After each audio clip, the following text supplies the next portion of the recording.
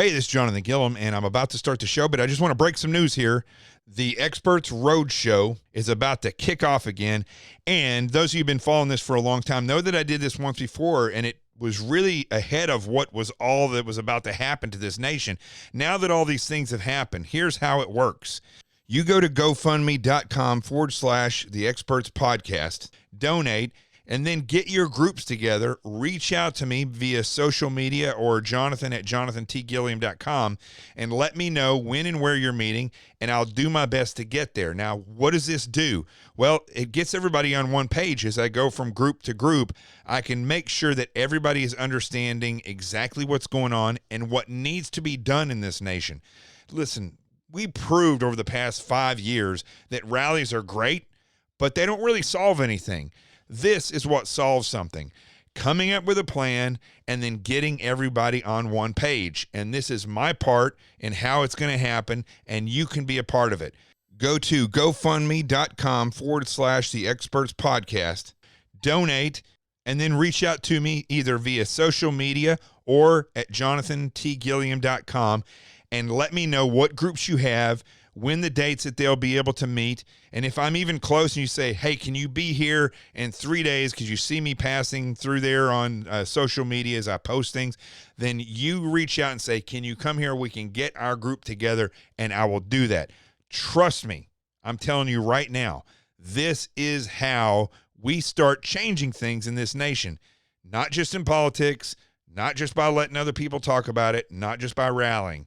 We have to actually have a plan. We have to start working it. And how we do that is by sharing the information and getting everybody on one page. Let's start the show. The truth has arrived.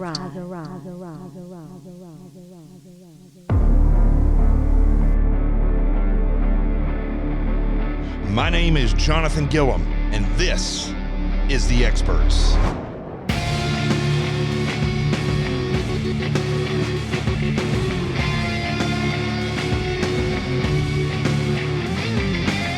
And welcome back to the show. I know it's been a while. I always say that because I go in and out of times when I can actually do this podcast, but it is it's a lot of strange things have been going on. As always in this nation, things are changing at a blistering pace, and they're typically going to the left in politics. And I felt as though I wanted to start a series, not every day, but I'm going to bring people on as I meet them and talk to them, and a series that has to talk about the reality of what's going on at local level politics, local and state level.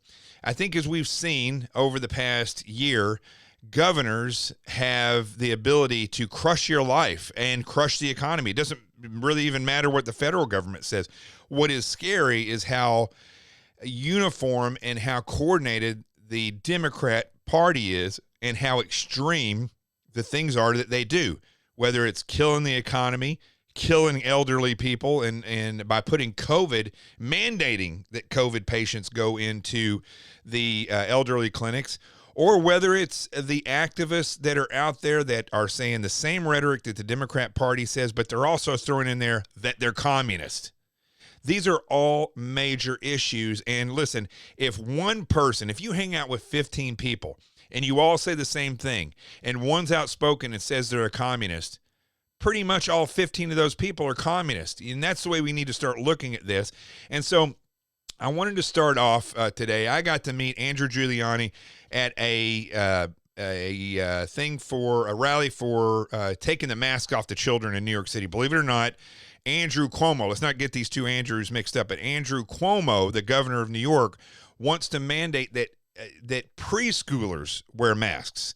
There's no medical reason for that, no backing up of that in any way from science. He just is doing it because it's power. And so Andrew Guiliani is now running for governor. And after listening to what he had to say, I really did click with how he feels and how he's looking at the issues and knowing the issues. But not more importantly, but very importantly, I sat there, and I'm typically the last one that leaves. I show up to an event, I'll stay there until everybody that wants to meet me is done talking and sharing what they want. Andrew Giuliani is the first person I've ever met and seen running for an office that stayed until the very last person left. I've just never seen that. It says a tremendous amount about his character.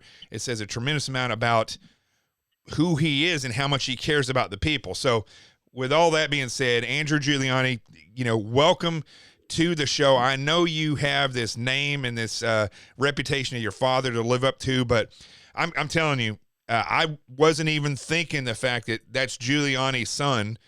When you stayed there, said what you said, and then stayed to the very end, I said, that's Andrew Giuliani. I mean, you stood on your own at that point. Well, thank you, Jonathan. I really appreciate that. Look, the way I really view this is, if we're able to take back our state on November 8th of 2022, which I really believe we are, having talked to New Yorkers all across the state over the last couple of months, not just over the last 2 weeks since I've announced, but over the last couple of months, there is a thirsting right now. They know the importance of what the next couple of years will mean to the future of New York. And so, I'm so energized. I also love people. I think one of the sad things you see in politics is sometimes you get people that love power and they don't necessarily love people. I just genuinely enjoy being with New Yorkers. I enjoy being with Americans. And so for me, like, I love going to parades. I love going to rallies. I think they're one of the great American things, and it's one of those First Amendment rights that needs to be protected. I know you talk about a lot about our individual liberties, and that certainly is an individual liberty that has been impeded upon over the last 15 months, and that needs to come back in a full-hearted way. And so when we were there last week and doing that rally, I look forward to doing that not just for the next 17 months, but for the next 8 years. And frankly, for the rest of my life. I think that's one of the about public service, or about gathering, or about a cause, which is being able to get together with fellow Americans, with fellow New Yorkers, and rally together and have your voices heard. So I really do appreciate that. It's a lot being able to live up here. I was listening to everything that you said. And, there are a few people that can speak publicly the way you can. So if I was able to get your respect, then that means a lot to me, because, you really spoke to the heart of the issues, John. And I got to tell you, it was a lot to live up to. So I appreciate that. Well, I thank you very much. And, that crowd, that just shows you how many people are sick of Andrew Cuomo, because that 6 days they announced they wanted to have a rally, and in 6 days they got that many people there. Yeah. So it's pretty impressive. But, let me just say this right now and start off with this, because I want you to understand how I see things, because I'm really interested in your take on this. I give no and I don't want to say this in an insulting way, but I give no credibility politically to somebody just because they're somebody's son or somebody's daughter, right? Like Trump's kids, I know they're great kids, but I'm not going to just go out and vote for Donald Trump Jr. because he wants to run for something because he's Donald Trump Jr. I feel the same thing about Meghan McCain. You know, Fox News loves Meghan McCain. I have never seen anything come out of her mouth that is an original thought. And so I was on an interview about 2 weeks ago and they asked me, you know, what do you think about Andrew Giuliani? I said, I don't know Andrew Giuliani. I don't know him as a candidate. I know, you know, of him here and there, and I know he's Giuliani's son, but I'm not going to give any credibility to him until I understand who he is and what he brings to the table. I don't think that people have to be a veteran or have to have been a cop or a PhD to be a great leader. There's been leaders throughout history that have shown that. But I don't just give automatic cred to somebody because it's somebody's son or daughter. So, but what you've seen I think what's interesting about you after I started thinking about it is that you have seen politics from the local, state, and prosecutorial and the federal level. I mean, you've seen how it runs from all these different areas, and that's not the case with most of the children of these politicians. How has that formed you and given you insight? You know, let me say one other thing. When I first got into media, when I left the FBI in 2013, I would always go to the green room early and I would stay there sometimes for an hour afterwards, meeting and talking to people. And I learned so much about how media works just from that. And befriending the camera people or the sound people, I learned a tremendous amount. And so I'm looking at you in the same way. You've been in the background, you've been in these places. So having seen these levels of where the Republican Party succeeds and fails, where the Democrat Party succeeds and fails, how has that molded you? Yeah, Jonathan. Well, look, I think it's a really good point to start off kind of with what you were saying right there. Look, I think the United States of America a long time ago, over 200 years ago, said they were not going to be a monarchy. So I last name didn't give you anything. But the one thing that I have learned from this is experience, right? I mean, I've been around it 32 years. I remember seeing what two very tough mayoral elections, one where my father lost very close, one where my father won, and then a third one where he won by 18 points in New York City, which they thought was impossible. What that took, I remember seeing what it took to turn around New York from where it was in the 80s to where it became in the late 90s and 2000s. And then obviously the last 4 years in the White House, seeing what President Trump was able to do with the bureaucracy that hated him, and how he was able to turn around the country through deregulation, through making sure he protected our Second Amendment rights, through trying to support our police, different issues like right to try, VA choice. There's so many different things the president was able to get done. And so I think you're right. I think it's been a matter of experience, seeing this at a granular level from, like you said, City Hall all the way to the White House. And I think that's really what I can tell New Yorkers is the fact that, look, I don't want you to vote for me just because my name is Giuliani, but I do think that what my experience brings from my time, ever since I was a smaller young man, I've lived this. I've seen this. I know what it takes to win difficult races.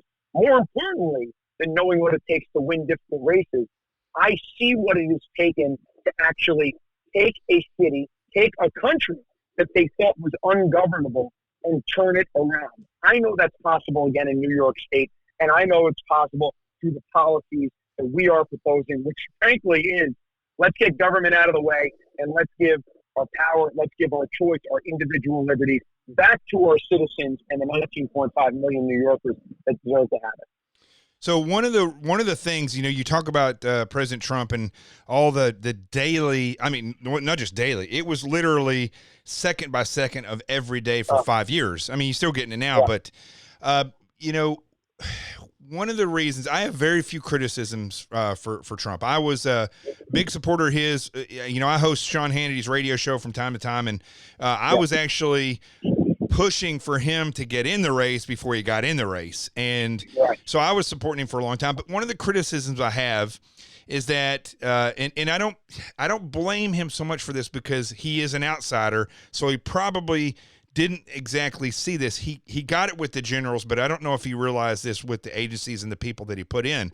But there are, at the city, state, and federal level, there are different levels of this swamp. I actually call it an evil family tree, because it's the same tree. It just has roots at different levels, and they spring out from Washington, D.C. One of the things that caused him so much trouble was the fact that the senior executive service members and people that lead these agencies and that have recruited people into the ranks are leftist. And they are destructive. He could say, I want this done, and they would just sit on it and not get it done.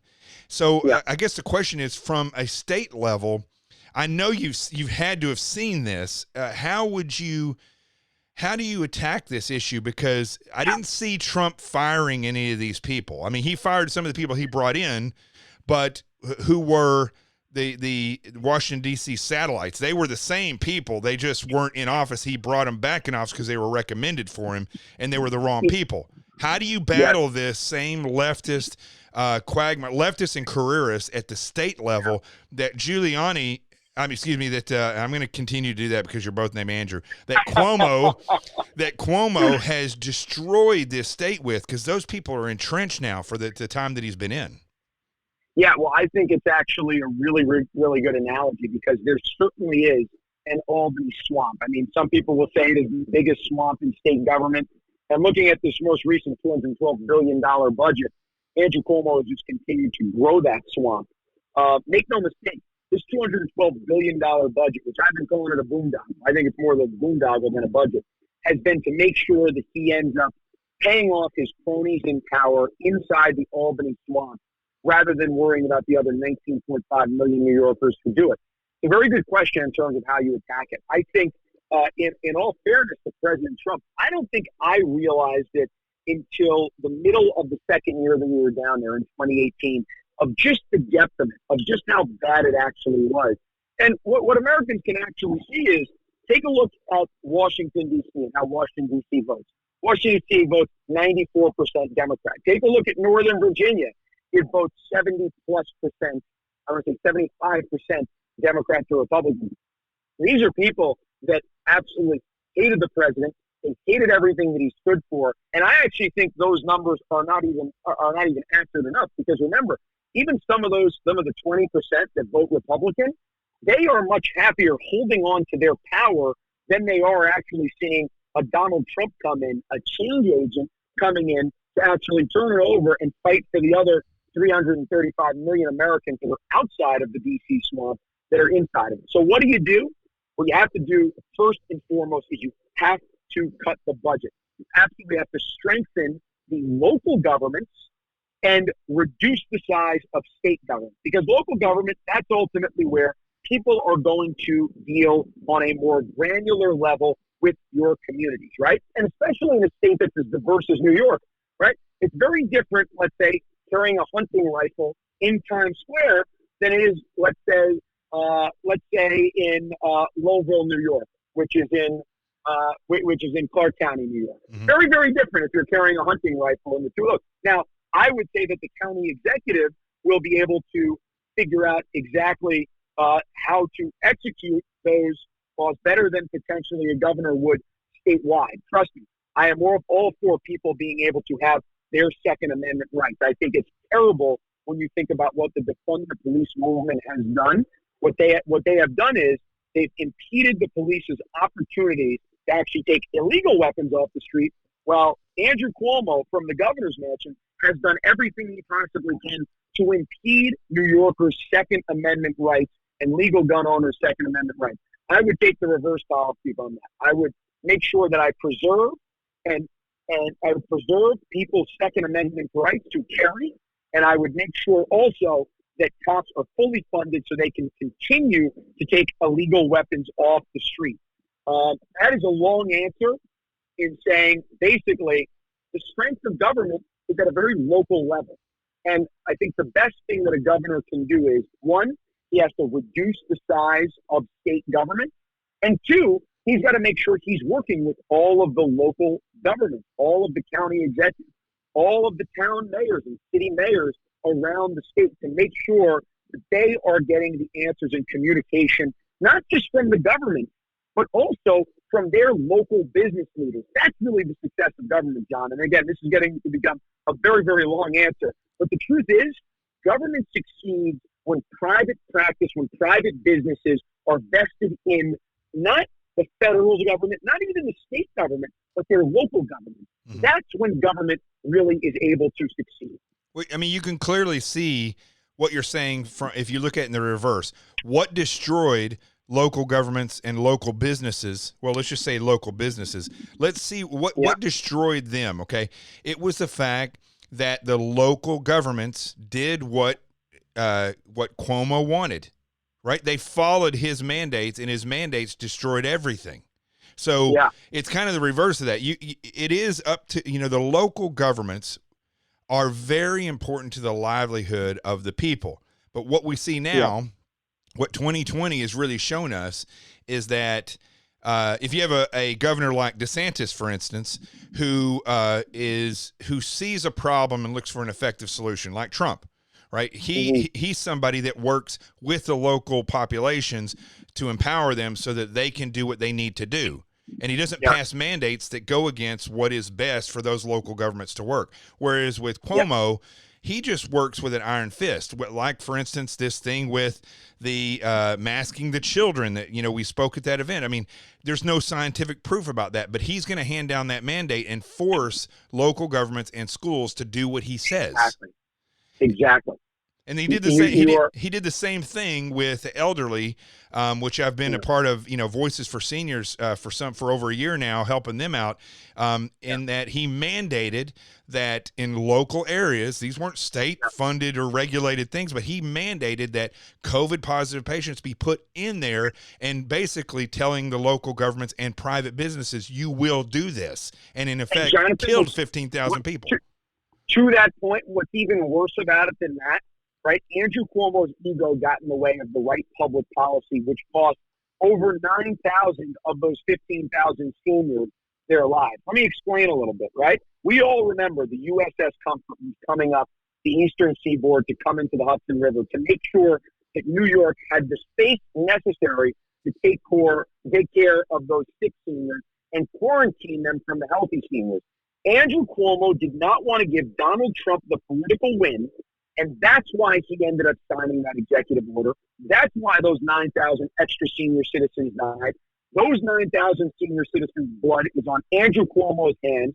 And that is when Andrew Cuomo should have absolutely resigned. It was one of the most disastrous gubernatorial executive orders in the history of New York State, in the history of our country. And it shows New Yorkers that Andrew Cuomo is only in it for his own political ambitions and ego, and not for the other 19.5 million New Yorkers.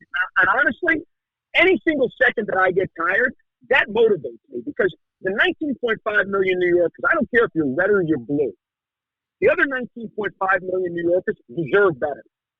Yeah. Imagine, so first off, I want you to explain to everybody, you've seen all these people from behind the scenes. People, and I tell people this all the time, you really love Donald Trump, don't worship him, put your faith in him, but hold him to the standard, right? I say the same thing with everyone. But you have seen these egos from behind the scenes. If you can explain the reality of the person that Cuomo is to do what he's done, I'm trying to think of what the word for it is, the reality of how dangerous this, not just his bad judgment and bad leadership, but the personality of this person. It is an evil megalomaniac person. Yeah, it is.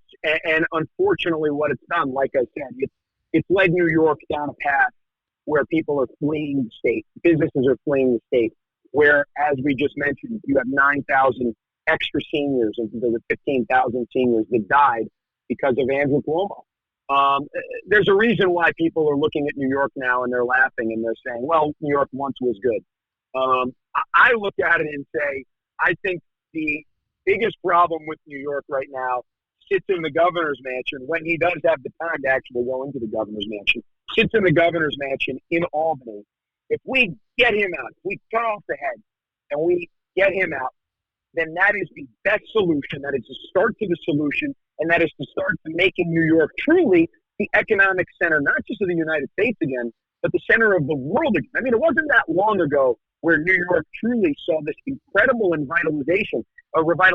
And this just wasn't on a city level. This was on a state level. Mm-hmm. We need to make sure that New York truly is that economic center of the world again. We could do it, but we're not going to be able to do it with Andrew Cuomo in office. So we got to get him out of here, and we got to do it in 17 months. Look, I don't like to be hyperbolic, Jonathan. I believe that New York will come back again, whether or not I'm elected governor or not. What I will say is this. I do believe that if the wrong person is elected governor in 2022, that it will be at least a generation, and I don't want to wait till I'm a grandfather to see New York come back. I know if New Yorkers have faith in me and they elect me on November 8th, 2022, to swear into office on January 1st, 2023, New York, by the end of my first term, will be one of the centers of commerce again in the United States, and will ultimately go back to being the top of the heap. Will be a safe place. It'll be a place where people want to live again and want to build out a business and feel safe. Yeah, I lived in Manhattan on the Upper West Side for 15 years. I just moved out a year ago, and I tell you what I know about what's happening with Wall Street. A lot of those companies they're not returning. And, Yeah. I have friends who are in the pipe fitting business in these big buildings. And most people don't realize that whether it's a car or a building, if you don't use it, it starts to degrade very quickly. They have to be used. And these buildings are already starting to rot. I mean, That's what we saw in New York City in the 70s, right? I mean, there's a the Bronx is burning. That was a title that was out there about New York City in the 70s, and it was because these buildings had been unused, and so literally these fires would end up getting started. They were these crack dens and these drug dens, and it would be very easy to have these fires get started. So you're absolutely right. We've seen it. This is not just something that's a theory. This is something that we've experienced, unfortunately, and if I have my ways about it, I don't want to see it happen again. Yeah. Now, let me ask you this. I want to get to the Republican Party here in a minute, but I want to ask you again, there's two things that I think you are facing that are a major hurdle. One is the indoctrination of the young people. That has been happening for a long time now. And people can say it's real or it's not real, but I know people who've been on stage with comedians before where they hypnotize people, and they truly got hypnotized within a minute or so. And if that's the case, then 15, 20, 30 years of social media, the internet, TV, and this echo chamber in the media that is leftist.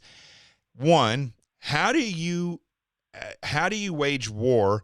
Again, if you want to use that term, but how do you go against the leftist indoctrination of young people to stop this forward movement? Because it's going to be a problem for anybody trying to get elected as conservative. Yeah. And then two, how do you get things done in this state when that really is your main battle? You show up with a good, effective solution, there's going to be a certain amount of people that say, okay, we're going to go with you. But I think COVID showed that with the help of the media, they're just going to split it and say, if you believe this, then you must be conservative and you must be evil. How do you battle that? So I think from a social media standpoint, you have to realize, and I kind of committed to this over the last couple of months. My life for the next 50 years will be a battle for the First Amendment. That this is a massive part of the First Amendment, and it's going to just have to continue to be pushing the policies out there. And we're going to have to be smarter about this.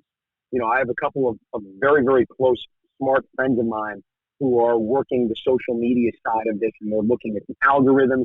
They're seeing one of the things that we're seeing already is on anything that we post, Twitter for the first 15 to 20 replies will all have the most vile replies you possibly can. Right. You scroll down to see more, there's more vile replies, and then if you go another button that says show more replies may be offensive. You click on that.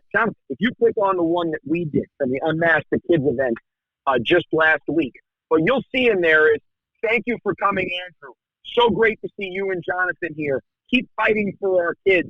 I mean, that was what was considered to be offensive content by Twitter. So just feel free to go on my social media and take a look at it, and you'll see it's right there in front of you. It's all negative, it's all vile until you go into the offensive comments.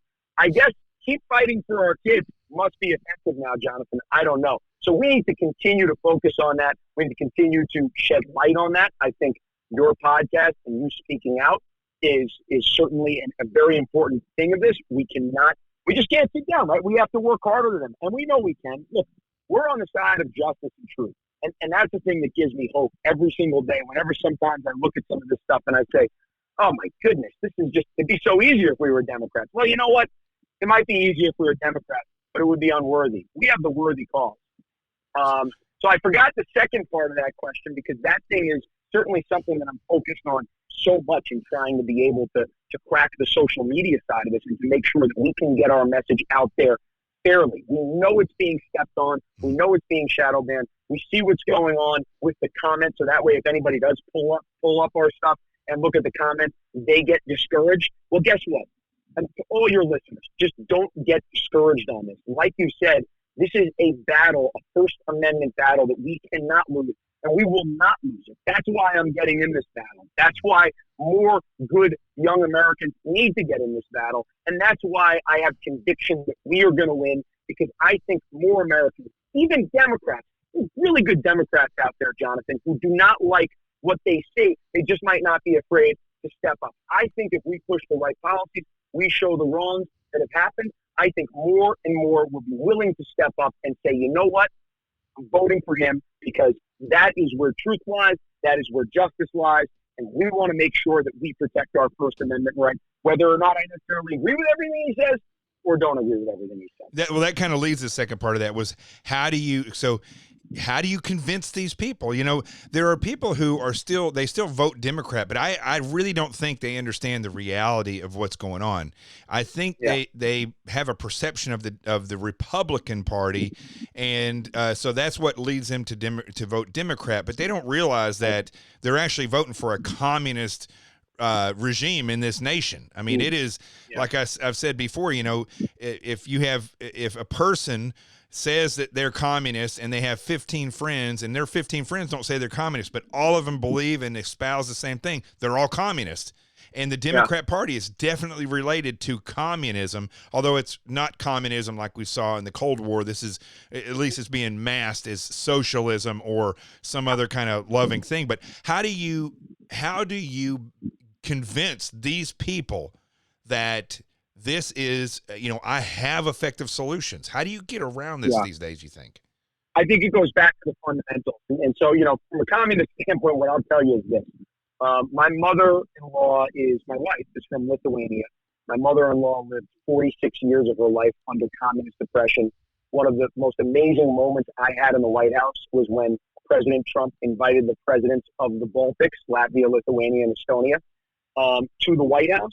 And my mother-in-law was sitting in the second row there. I was standing in the back as the president of Lithuania and President Trump, walked in. I thought, that's what America means. Mm-hmm. That's what freedom means to the rest of the world. When you talk about somebody who lived 46 years of their life under communist oppression, and they were now sitting in the room looking at the president of their free country, and President President Trump, the leader of the free world, our commander-in-chief, that's what America means to the rest of us.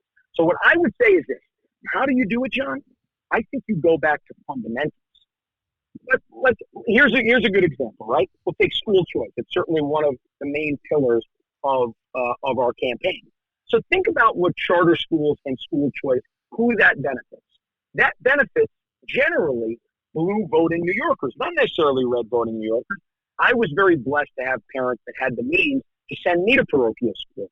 If they didn't have the means and they didn't like the educational system that I was in, what recourse did they have, John? They didn't have a recourse. Right. So really what we need to do, and I think really where the effectiveness of our campaign is going to exist, we are planning to do guerrilla politics. And what I mean by that is we are going to go into all different places, wherever we need to go to actually convince that. We're going to go on the ground into all different communities, whether they are red communities, whether they are white communities, whether they are blue communities, they are Hispanic communities, black communities, doesn't matter. We are going to go and we're going to pitch the policies, because I have to tell you, there are a lot of traditional blue voting New Yorkers that are furious about the fact that Andrew Cuomo kept the school choice, the charter school cap at 460 statewide, and gave the UFC a 16% increase in the state. That is a policy that I think that you can talk to New Yorkers saying, look, I don't care if you traditionally vote red or you traditionally vote blue. Do you want your kid to have the best option? Do you want to be able to have a say in your kid's education? Do you want us to protect religious exemptions? I think that answer is overwhelmingly yes.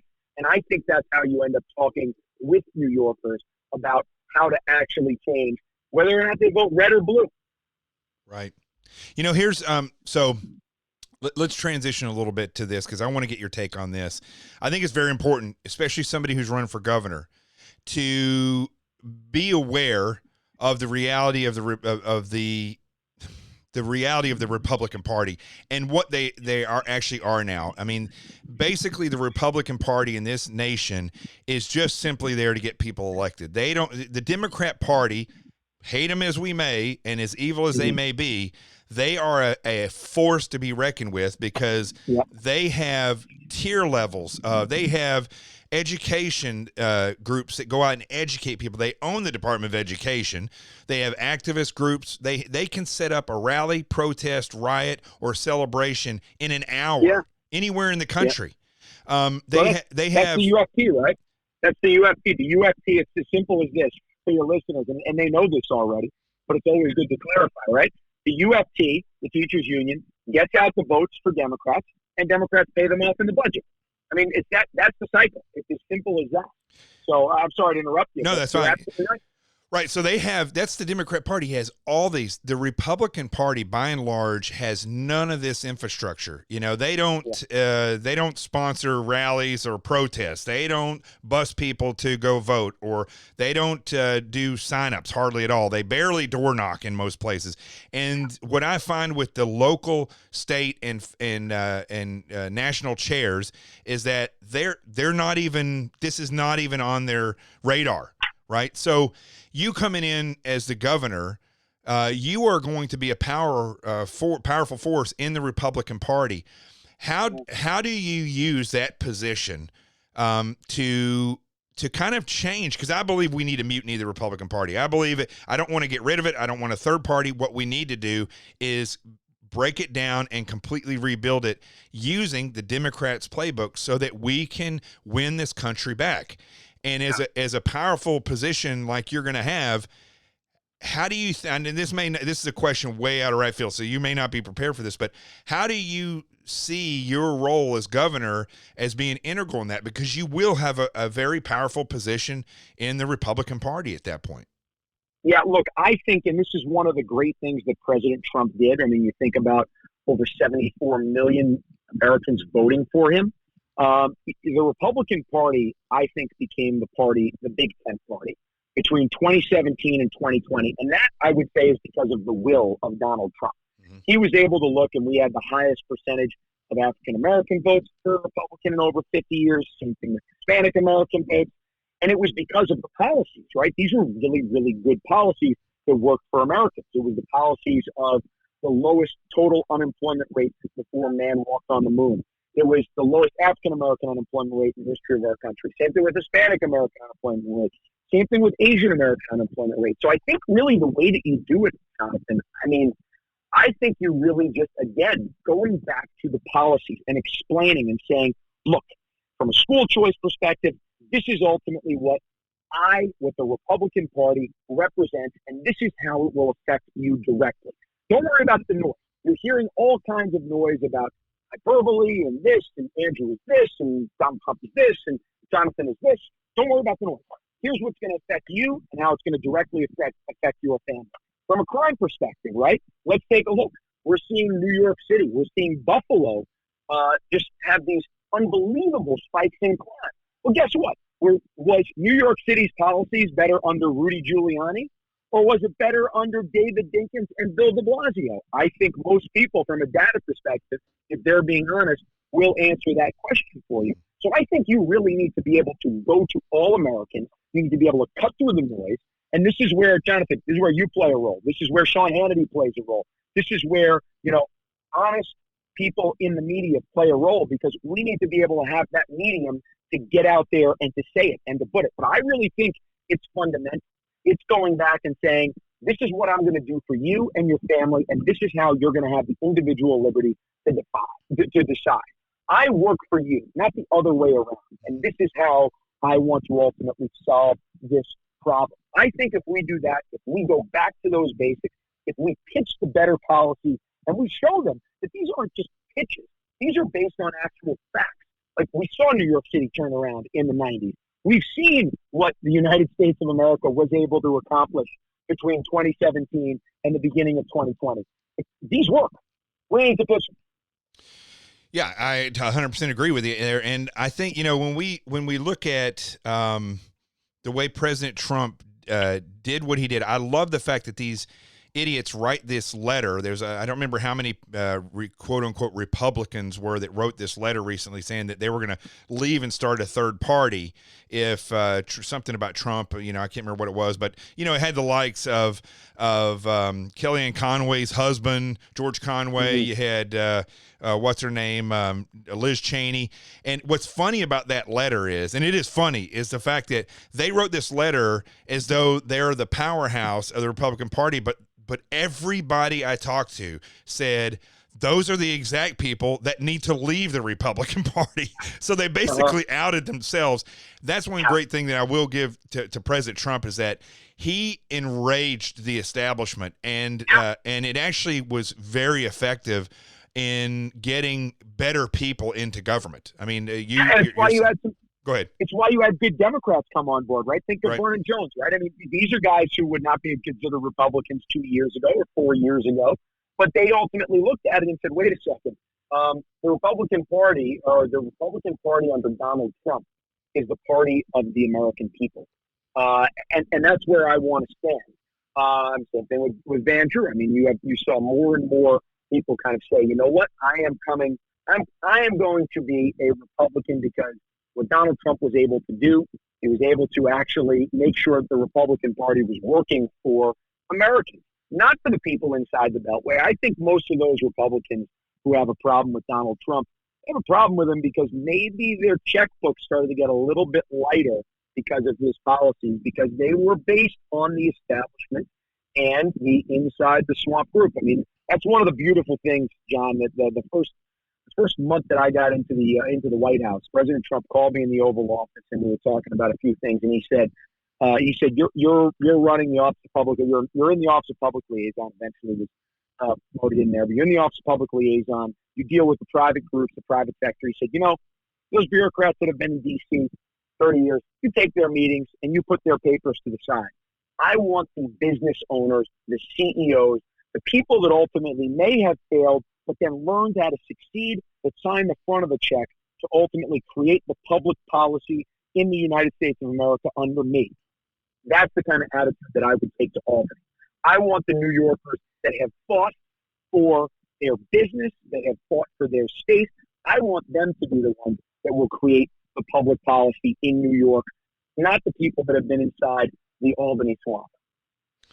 You had an issue. Well, I don't know if you had an issue, but there was an issue. Okay, you had carte blanche to basically the president, and when General Kelly, well, I wouldn't say carte blanche, but you could set up meetings. So when General Kelly came in, he stopped that, and when he left, it got opened back up to you. I look at that as an example of, because General Kelly, make no mistake about it, he's a leftist. And so are all these generals. When he came in, whether he saw you as a threat or not, I think he was trying to isolate this president so that they could control him more. And so you got to see this stuff close up. This is what most people don't get to see, is the maneuvering of this slithery leftist snake. When that occurred, did you see what was happening then, or is it more evident now? No, I saw it. I mean, it exists in power structures, not just in politics. I'm sure people who are in business and in other walks of life, I'm sure they see it too, right? If there's a power structure, people try to protect their power. You have good people in there that ultimately want the person who is making the decision, or people who are making the decision, to be informed, to be fully informed. And then you have other people in there who are just trying to make sure that they are holding on to whatever power it is, or even that is, it's trying to hurt the person who is making the decision, so that way their decision comes in. I think where I guess if you'd call it trouble, where I ultimately got in trouble with General Kelly was a place where I was very proud to, which was, I was being honest with the president, and I was honestly telling him what I thought and trying to give him a very clear vision of what was happening, some of the things that he could or couldn't see, right? I mean, he's responsible for over 330 million Americans. You can't see everything that's going on when you're responsible for 330 million Americans. So you need a team around you that's going to be able to be honest with you. And I was honest with them. And sometimes for a short period that hurt me. But I got to tell you, I could sleep well at night. And the truth is, I think that just ended up strengthening our relationship, because he knew in the long run he would have somebody that would be honest with him, whether or not it was the easiest situation or not. But that's what any good leader, that's what any good power structure needs. They need people around them that are going to tell them the truth. Sometimes whether or not they want to hear the truth or if it helps them or not, they got to hear the truth. Oh, I agree with you. And that's really the sign of a great leader is, you may not agree with it, but are you going to consider it? The truth is an incredible thing. I talk about the truth all the time. The motto of this show is the truth has arrived, and the truth is not an easy pill to swallow. That's why I'm so vicious in setting the truth out there about the Republican Party and the reality of what it is. It's the Democrats are our enemy, but the Republican Party is the problem. Because they allow this stuff to happen. And I think, that's the sign of a great leader is even if you don't like what you're being told, if it's the truth, are you willing to listen to it? Yeah. And Jonathan, what I would say about this is, and I think it's really an important distinction, especially going around New York for the last 2 weeks, really it's been the last month plus, but really the last 2 weeks as a candidate. The thing that I have realized, and I knew this before, but I think it's really, really important for us to hear this. Not all Democrats are evil, right? It's not all Democrats. There are so many really good Democrats out there that may just be misled and that are looking for a different solution. But they just don't know what that solution is, or they're being led, they're listening to CNN, they're listening to MSNBC, and they're masked by what ultimately is out there. And I think that's a really important thing, especially when you're talking about winning in a blue state like New York. For me, that's where presenting the policies is so important because we need to present better policies. We need to present the policies we're presenting, but we have an uphill battle to make sure that it's getting out there. The leadership in the Democratic Party is evil. You are absolutely right about that. But guess what? There are some people that are still in leadership in the Republican Party that I would classify the same way. Right. There are more Democrats out there that are good. We just need to make sure that we are reaching them. We need to make sure, and reaching them not in the way that Andrew Cuomo reaches them. Let me clarify on that. We need to make sure that we are talking with them, that we are presenting the policies, because, Jonathan, the truth is, their passion, when they realize, when they're able to see, holy smoke, these are the policies that are going to help New York, that are going to help America, that are going to help my community, then, Jonathan, that's where that change ends up happening. So I really am optimistic that I think there are going to be more Democrats that get on board with this message in the next 2 years, in the next decade, than we even believe, because we do have the better policies. We do have the policies that's going to lead to America truly becoming great again. When I say evil, so let me clarify that because I agree with you. I agree with you on there. In fact, I tell, I had a friend whose mom was listening to this show and she was getting upset because I kept saying stuff about the Democrats and leftists. And she said, because they live in California, she goes, yes, I vote Democrat, but I'm not a leftist. And so when I say evil, what I'm talking about is the establishment or the Democrat Party.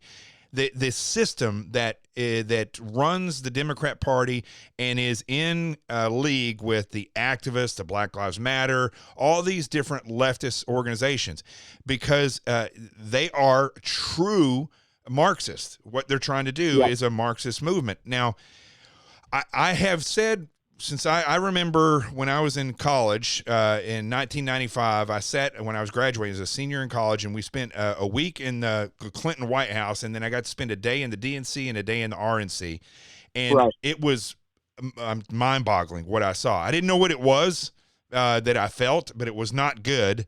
And I sat on the steps on the Lincoln Memorial at the end of that week, just dumbfounded. And one of the guys that was there with me said, "What's wrong? You look like, your dog died." I said, "Well, this is not for the people by the people. It's for the Democrat Party and the Republican Party for them." And so I think people need to start realizing, the Democrats that you just described, they need to start realizing that technically they're not Democrats or Republicans. They're not even conservatives or liberals. If they're true Americans, they need to do what Trump did, which was look for an effective solution. You have a problem. What's the solution? You have a light bulb that's burnt out. How do we change it? Do we use a ladder or do we use a suction cup and a glove? How do we change it efficiently and get it done? And I think that if most Americans started looking at what's effective versus what does Fauci say or what does, Mitch McConnell say, and they stop looking at these party lines, they'll start to see that a lot of the stuff that, like Cuomo, for instance, says is not effective. It's not effective at all. And in that case, there's no separation. Is it effective or is it not? That's your separation, not Democrat or Republican. Yeah, I think that's absolutely right. I mean, and that's really what good government should be, right? I mean, when you think about it, I think you're absolutely right. Andrew Cuomo has been a disaster for New York State, and we've seen it over the last 15 months. But what we've really seen, it's been over the last 10 and a half years. And it wouldn't matter if there was a D or an R in front of his name. It just happens that there's an R in front of his name, right. A D in front of his name. But he's been an absolute disaster. And that's really where solution needs that. You need people that are going to be out there that are going to be fighting for, in my case, the 19.5 million New Yorkers that are not named Cuomo. In the country's case, the 330 plus million Americans that are not living in the Beltway in D.C. And that's where the focus needs to be. Actually, one of the things that I was looking forward to a second term of President Trump was I would love to see some of the agencies, so some of the agencies that exist in the executive branch, be moved out of Washington, D.C. to other parts of the country. You'd always have to have satellite offices in Washington, D.C. But I really think that it would do a couple of different things. One, it would make sure that people who are government service, who are bureaucrats, actually would come from different areas of the country, not just a leftist haven like Washington, D.C. or the Eastern Seaboard. And they would have to assimilate with other areas of the country. I think that's so important. Also, too, what it would do is it would move the media out to other areas of the country where they would have to also assimilate and talk with different people, right? Think about the Department of Agriculture. Why is the Department of Agriculture based in Washington, D.C.? It could be based in 25 other better areas in the United States of America. And what that would actually do for public policy in the United States. So that's something that I think would be fascinating. Obviously, you'd have your cabinet secretaries that I think would be going back and forth between Washington, D.C. and between there. But, as we know, technology is very different than it was 50 or 100 years ago. These cabinet secretaries can be in very close touch with the President of the United States and be somewhere in Missouri or somewhere in Nevada. In 1948, I believe it was 47, 48, the Department of War became the Department of Defense, a total leftist move, and the Secretary of War became the Secretary of Defense.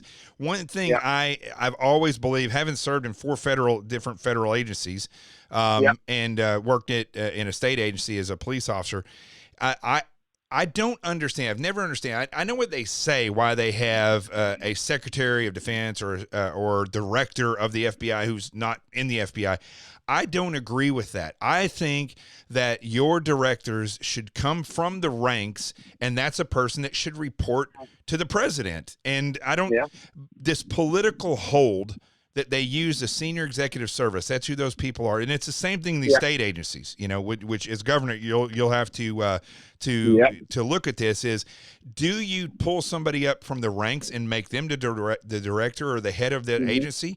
Because it doesn't do any good to have somebody who's either kissing your butt, telling you what you want to hear, or because you pick somebody who's an orbiter of that political realm, they're going to stand in the way of what you're trying to do. And that is something I think if we could change that, it would change a tremendous amount. But listen, I don't want to keep you on here too long. I want to ask something I know a lot of people want to know about you. We all know about your dad. We know his storied career. We know how effective he was as a prosecutor and as the mayor of New York City at a very crucial time. He basically did the opposite of what's happening now. He cleaned up the lower East Side, for instance. You just couldn't go to some parks. You would be raped or killed, and the only reason you'd be there is to get drugs. It is changing now to a point where police won't go to certain areas because it's too late. They're starting to go down and the degradation is out of control. But so we all know the things that your dad did and how amazing it is. What do you think are the top things that he taught you, and how did you learn it by watching him? Did he sit you down and have a Giuliani to Giuliani talk? Did he have a sword and a scabbard that he knighted you with? What is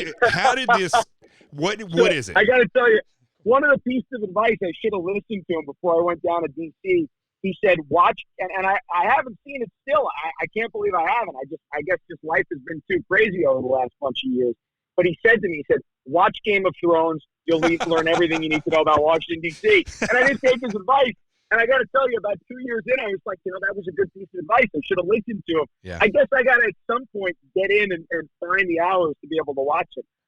For Giuliani, for him to say that shows you, and what's crazy is those are liberals that make that. How did they get this so well? I mean, they kind of take off of history. The same thing with The Last Kingdom is another Netflix show. You got to watch this. You can learn a tremendous amount about leadership through these things. The Sopranos was the same thing.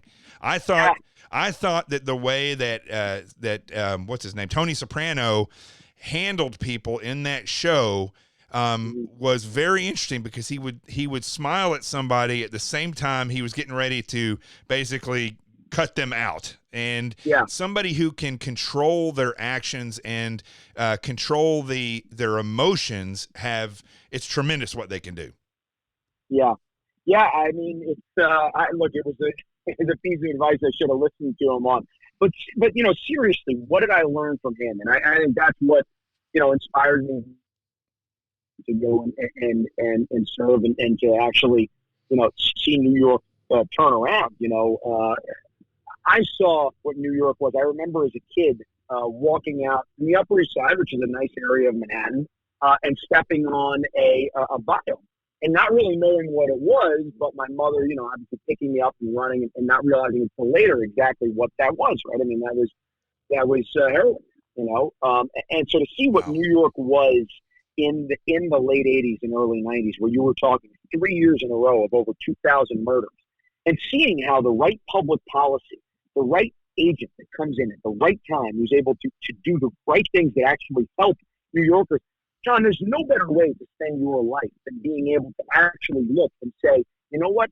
There were 2,000 murders in New York the year before I came in. The year I left, there were 600. That's 1,400 more New Yorkers that have their life times 8.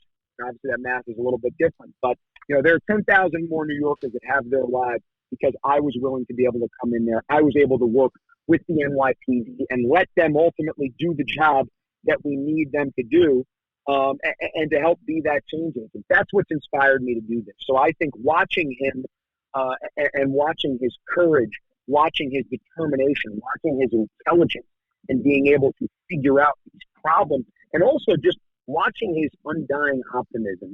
He really, really deep down in his core believes that New York will come back, that New York's greatest days, that its greatest chapters are ahead of it, not just as a city, but as a state. He also believes that about America. No matter how dark this last time may have been in our city, in our state, in our country, I believe that too. I know it deep down because I know that there are more New Yorkers, there are more Americans who want to see that, who know that New York truly is a great state, who know that America is truly the greatest country in the world, then believe the opposite. And I know that once we get past whatever differences we think we may have, and we see the overall picture of this, and we see how beautiful it can be, then I know that we're going to have more New Yorkers, whether they're ruby red or whether they're light blue, that are going to get on board. They're going to say, you know what, this state truly can be the center of the world again. And what about being around President Trump? How did that affect you? I think it's very similar, right? I mean, the conviction that he had in his beliefs. As you mentioned before, it wasn't just every day, it wasn't every hour, it was every minute where we were fighting against the swamp and the leftists in the media.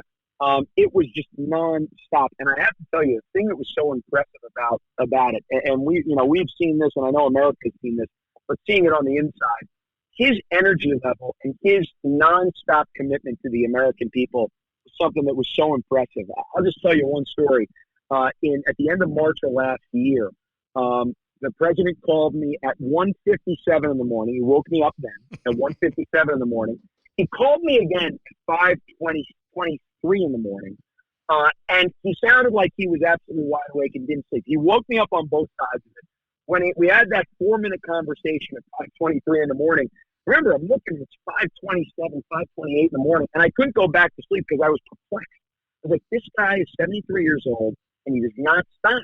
And that was just the conviction of his beliefs, of him knowing that the mission that he had was so important that he could not stop, that he had to continue to do it for the American people.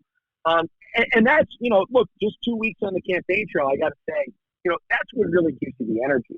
It's talking to New York. It's knowing that you actually can be the change in their lives that's going to actually say, you know what? I do want to leave my footprint in New York. I do feel safe in New York. My child is going to get a good education in New York.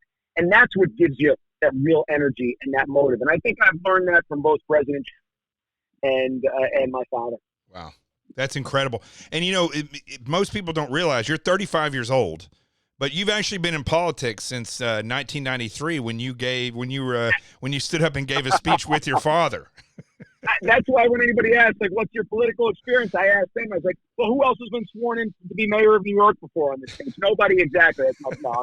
I'm kidding. But no, the truth is, look, I have seen it on a very granular level. I've lived it for a long time. And like we talked about earlier, that doesn't mean that I should be knighted or anything like that. I'm going to need to earn New Yorkers' votes over the next 17 months. Mm-hmm. But I really believe the more New Yorkers that we're going to be able to talk to, the more they're going to realize that our policies are better, that we are going to be able to change this for the better. And the truth is, I would be the youngest governor of New York. There's a guy that I would surpass. You might have heard of him. His name is Teddy Roosevelt. I'd surpass him by a couple of months. So I feel like that's pretty good company. Yeah. Now, your main competition, I guess, for this, because I really don't look at Cuomo as competition. I mean, anybody who would reelect him, they're lost. But, Lee Zeldin, and you said the other day when we were out there that you're friends with Lee. When you go into this, two people who love the country, and and you guys are you're both running for governor. What is it about you that you think people should realize that makes you qualified? From somebody who, because look, I like Lee Zeldin, but I would tell them this to his face. I think some of the decisions that he makes sometimes are a bit establishment, or they're a bit too compromising. Do you think the position that you're in, and the age that you are coming into this thing young, that it actually gives you a benefit because you are not establishment? Yeah, look, and like you said, all of the Republican nominees who have announced, all the candidates who have announced, who are thinking about announcing, the truth is most of these people are my friends, and we may have small disagreements, but I think from a policy perspective, we're going to be at least 80% of the same way there. Now, 20% might be pretty important that we disagree on, and I think that's some of where some of our voters are going to look at. But I really think the difference here is a couple of different things. First, of executive branch experience. I think that's very important. And some of the people we've seen that have been the most successful chief executives, whether it's of the country, whether it's of state, they have executive branch experience. That's one thing that I would show a difference on. The second thing that I would say on this, and I think this is certainly the benefit of having worked in the White House before, and certainly having been able to introduce ourselves, is the fact that we are able to do very well in other parts of the state where we are not from. We've looked at some early polling. We've talked to a bunch of the leaders in other areas of the state, and our polling is very, very strong against, not just against the other Republican candidates, but most importantly against Andrew Cuomo or against the eventual nominee, whether that's Cuomo, Keisha James, or somebody else. So what I would say to that is, I think that from a policy perspective, there's going to be a lot of similarities. But I think, at least from an executive standpoint, I think from the fact that we plan on running this as a 62-county race, that's how I plan to govern. I think from what I've seen from the White House and what I learned from the business owners and CEOs and working with them from the White House was that's how public policy needs to be crafted. As a chief executive and a government official, you have to realize these are the people that ultimately, they're the ones who sign the front of the check. They're the ones that understand what risk really is. As government officials, we're getting paid, unfortunately. It's terrible, but the truth is we're getting paid whether or not we do a good job or don't do a good job. That doesn't create a incentive. Like I said, in learning from the Office of Public Liaison, but specifically from the White House and in working under President Trump, I saw the importance of the private sector and what that means for public policy. That's the kind of attitude that I will bring to Albany. that's what I will do. I'll make sure that all of the CEOs, not just of New York, but other CEOs in the country who are thinking about New York, that they have a say in our public policy, and that we make sure that we create jobs and careers, not just jobs, Jonathan, again, in New York. Well, that is awesome. I mean, that's what we need involvement of the people, not government. We need involvement of people so that they can feel empowered again. And that's what I like, like I said at the beginning of this, we'll end it with this, is that, when I was at this rally, that you were at, you were the very last person to leave. I've never seen that before. There was not a person there that wanted to talk to you and discuss something that you didn't hear them out. And I don't know if you have the ability to do that every time, but it was impressive to see somebody do that who's actually running for governor. So that kind of set the standard for, me looking at you and saying, this guy actually has something to offer, that you have that much interest in what people have to say. I mean, that is where you start. Well, look, I always like to make sure, and with our schedule, I always like to make sure we build an extra hour on the back end when we're doing events, because that is so important, right? I mean, you have to, if I'm running to be the chief executive of New York State, I need to granularly go out there and talk to as many New Yorkers as I possibly can. And look, there are some days where there are busy days where you have 5 events, and it's a little bit tougher to do that. But whenever I can, I try to make sure that there is that time so I can do that, so I can exhaust the question, so I can hear it. Because, Jonathan, as we talked about throughout this entire hour here, that's how you really figure out what the issues are with people, and not just with the DC swamp or the Albany swamp. It's very easy as a politician or as an elected official to get in that bubble. You need to do everything you possibly can to get out of that bubble. Because, Jonathan, what you realize about New Yorkers? There's a guy who wrote a really good book, and it's called Sheep No More. New Yorkers don't want to be sheep anymore. Yeah. And I recommend you get that book. Some guy named Jonathan Gilliam. I don't know if you've heard of him, but it's a pretty good book. I heard he's kind of handsome. He's a team guy. Well, that's debatable, but I hear he's pretty smart, He's got a face for radio. No, listen. I'll tell you what. I've met a lot of people, as you have, in media and in politics, and it's good to see somebody who's refreshing and who's out there for the right reasons. I think you got a long career ahead of you in leadership. I don't even like to use the word politics. I think you got a long career ahead of you in leadership. And let me ask you one more question. How much, you were a golf pro, or are a golf pro. How much did that help you in the person that you are, learning how to tactically look and read? I think sports is a huge thing. The way that they determine the number one recruits for SEALs are wrestlers, right? They specifically meet what they need. So in golf, it's a game of strategy. It's a game of learning how to read the course and the wind and what's going on around you. How much did that help you in learning how to think your way through situations?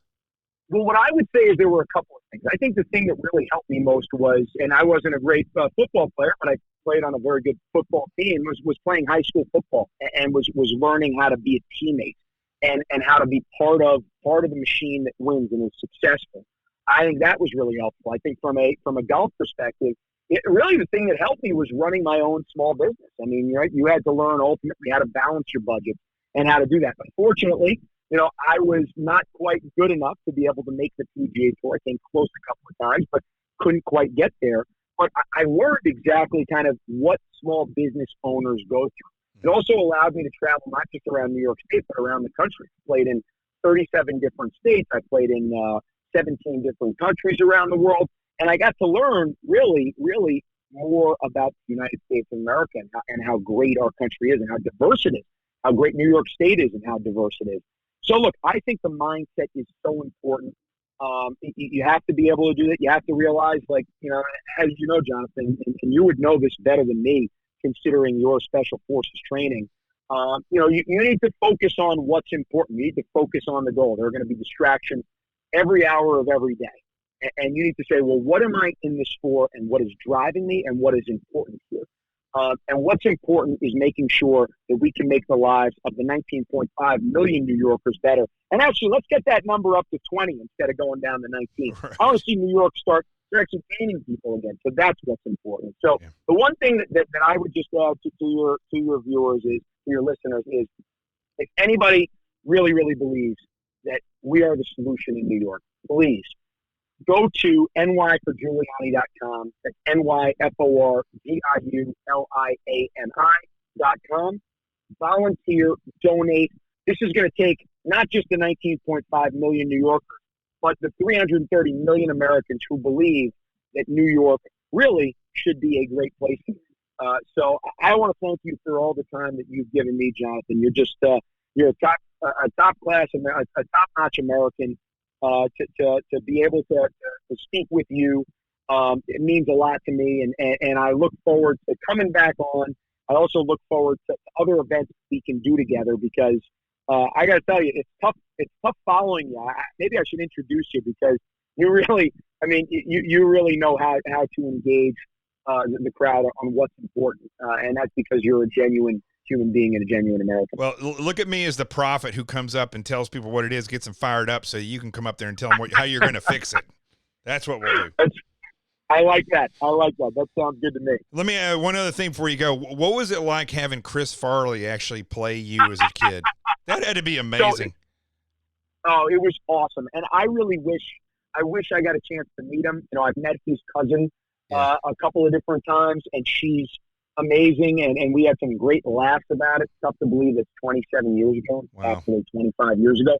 I wish I had the opportunity to meet him, but it's been so fun to see how that live on. The one thing I joked about with my father was, I said, when we win this thing, you're going to have really bad seats to the inauguration because I know you're going to get your revenge on me. So unfortunately, he's going to have bad seats because I know he'll come up there and he'll have some fun with everybody. So he really handled it. He handled that so well. That was a true parent. He didn't get mad. Yeah. He didn't do anything. He just rolled right with it. It was. I just watched it again the other day in preparation for this interview, and what an incredible guy the way he handled that with his kid. And what other people don't realize is, for some reason, I don't know why, but for some reason there was a bucket of water. Actually, it was probably a cup of water. That's what it was. His cup of water under there, and it's 15 degrees. It's below zero. It's freezing cold in New York on a January 2nd day. And it was January 2nd. It wasn't January 1st. It was January 2nd that he got sworn in. And in all of my moving around, I knocked the cup of water on his feet. He goes 45 minutes in the freezing cold with ice cold water on him. That's how much of a machine he is. So let's put it this way. I don't want ice cold water dumped on me on January 1st in Albany. I'll get out there if it's 15 degrees, but I'd rather not get an ice bucket challenge before it if I have my prerogative. Well, if you win, I have a feeling it's not going to matter what you get. Maybe you'll get the whole cooler like a football game. I don't know. Maybe. Hey, listen, tell your mother-in-law, if she ever wants to come on this show and discuss the realities of communism, we would love to have her on. I always welcome people who come from that to this. Free reign on this show if they want to come on. Well, thank you, Jonathan. Like I said before, she's an incredible woman. She has every single reason to be cynical about the world when you think about what she lived through. And she's one of the most optimistic people in the world. And I got to tell you, we've had this conversation a couple of different times. And what she said to me, what she translated to me through my wife, was the media in the United States today is closer to Pravda than it is to a free press. And that's obviously more than just a problem, but that's what we're fighting for. Yep. And so I really appreciate that. I will definitely tell her that. Maybe my wife will come on at some point, and she'll be able to talk about her in the very beginning of her life, growing up under communism, what it was like to see her country become free. And that's so important. That's one of the things that we're fighting for here in the United States of America, and it's the reason why we need to make sure that we continue to push the message for Americans to say, hey, look. You want to flirt with socialism? Well, why don't you go down to Venezuela for 6 months and tell me exactly how you're going to fix it? Then after your 6 months in Venezuela, let's start talking about how you really feel about socialism. The same thing over there in the USSR. Talk to a few people that lived through communism and see ultimately if that's something we want to be flirting with. I think more Americans will say, you know what? I think I like capitalism. I think it works pretty well. I think if we had a student exchange program for people who from Venezuela who want to know what it was like to be free, and people from America who want to know what it was like to be in socialism, I have a feeling that the Venezuelans would never go home and the Americans would come home after about a week. The one thing I will say about Venezuela is everybody is equal. everybody's equally, up, what's creek in Venezuela. So they are Right. equal. There's no doubt about that. Yep. I don't know if it's exactly the rising tide theory, though. It's bad. I was there 5 years ago doing a protection detail. It was I've been a lot of dangerous places in my life. That was probably one of the most dangerous places I've ever been, and hopeless. No hope. Yeah. There's no hope. Yeah. Hey, Yeah. listen, It's terrible. God bless you, brother, and thank you for all that you're doing. Again, I'm there with you. Whatever you need, don't hesitate to reach out. And anytime you want to come on this show, come on the show. And then, and again, let's give a shout out to your website. Say what it is again. nyforgiuliani.com. That's spelled out. So NYFORGIULIANI.com. And Got it. go on there. If you could donate, a few bucks, $22 for Giuliani in 2022, $57 for Giuliani to become the 57th governor. If you could just volunteer, if you want to leave a message on there saying go get him, whatever it is, we want to hear from as many people as possible. Sign up for the email list. We'll tell you where we are. We'll tell you what we're doing, and we'll tell you how we're going to save New York State just over 17 weeks. Yeah, I think national support in these governor races is very important, because these governors, if you get too many of the wrong ones, which we've had in the Democrat Party in power, they can really cause a regional problem, like they've tried to do in locking down regions of the country where these Democrats are in charge. So it's very important. If you see a strong candidate in another state, don't be afraid to donate to their campaign, because I think it's very important. Yeah. All I think that's absolutely right. And I talked to Sarah Sanders about that. We've had some really good discussions, and you're absolutely right. I mean, this is a nationwide movement, and whether it's in a stronger red place like Arkansas, whether it's in a blue place like New York, we need to be fighting in all 50 states. Arkansas is my hometown, or my home state, so it is a great place. I went down to Russellville, Arkansas, which is where Dardanelle, Arkansas. I know where that is. Dardanelle, Arkansas, Yep. where John Daly is from, and we had a great time doing stuff for the Boys and Girls Club there. He's the pride of Arkansas and a great American. He's so, something, all right. I'll tell you that. Oh man, I'll tell you what. There are a few. Here's one of the things I will say about John, which I think is amazing. There were a lot of people that I worked with in the White House, and a lot of people would call on behalf of themselves. Every single time John would call, it would be to help somebody else. Yeah. John has a massive heart. So I will always stand by JD, and he's a good man. And Sarah Sanders will be one heck of a governor in Arkansas. So. Yeah, she's proven herself, that's for sure. All right, God bless you. Go out there, continue to hit the road, watch your voice, because, you got to learn. If you got to do the drill instructor thing, talk from your diaphragm. And you're right. And listen, I don't know if you've cracked the book or got into the book, but you got to forward think where people are going to cause you trouble, which I'm sure you're doing. You can avoid the majority of these issues, but you stay safe out there. Thank you, Jonathan. I appreciate it. I look forward to coming on again and seeing you here again very soon. You got it.